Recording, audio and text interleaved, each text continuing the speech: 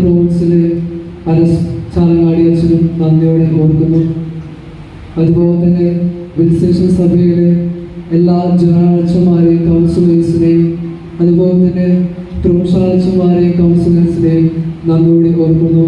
പ്രത്യേകമായിട്ട് എൻ്റെ പ്രഥമ ബലിയിൽ എന്നോടൊപ്പമായിരുന്ന പുതുവാച്ചനെ നന്ദിയോടെ ഓർക്കുകയാണ്. ഞങ്ങളുടെ കുടുംബത്തിൻ്റെ ആത്മീയ പിതാവുമായി അതുപോലെ തന്നെ കൃത്യമായ നിർദ്ദേശങ്ങളും ഉപദേശങ്ങളും എൻ്റെ പൗരോഹിത്യ ജീവിതത്തിന് എന്നും പൂർത്തീകരിക്കുവാനായിട്ട് ഈ അച്ഛൻ എന്നും താങ്ങായിരുന്നു.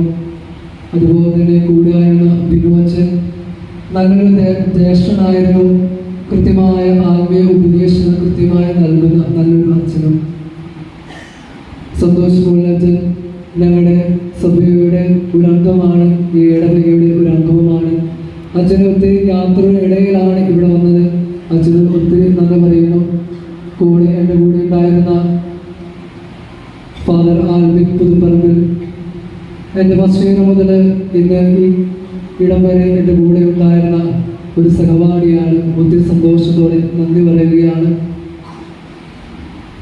ഇനി നന്ദി പറയുവാനായിട്ടുള്ളത് എൻ്റെ ഒക്കേഷൻ പ്രൊമോട്ടറാണ് റോബിൻ കുരിശിന് ഒത്തിരി നന്ദിയോടെ ഓർക്കുകയാണ്. അതുപോലെ തന്നെ സഭയിലെ എല്ലാ വൈദികർക്കും അച്ഛന്മാർക്കും നന്ദിയോടെ ഓർക്കുന്നു. വൈദിക പരിശീലന റെട്ടേഴ്സായിരുന്ന ജിമലച്ചൻ, ജോൺ പാലാപ്പറമ്പലച്ചൻ, ഗുരുവായ ഫിലിപ്പച്ചൻ, സോണിയ ഡിസ്റ്റേരി അച്ഛൻ, ബിജു അച്ഛൻ, റാഫി അച്ഛൻ, ജോർജ് അച്ഛൻ, എല്ലാ പൊക്കേഴ്സിനെയും വൈസേട്ടൻ്റെയും നന്ദിയോടെ ഓർക്കുന്നു. അതുപോലെ തന്നെ എന്നെ ആത്മീയമായി നയിച്ച എല്ലാ വൈദ്യർക്കും നന്ദിയോടെ ഓർക്കുന്നു.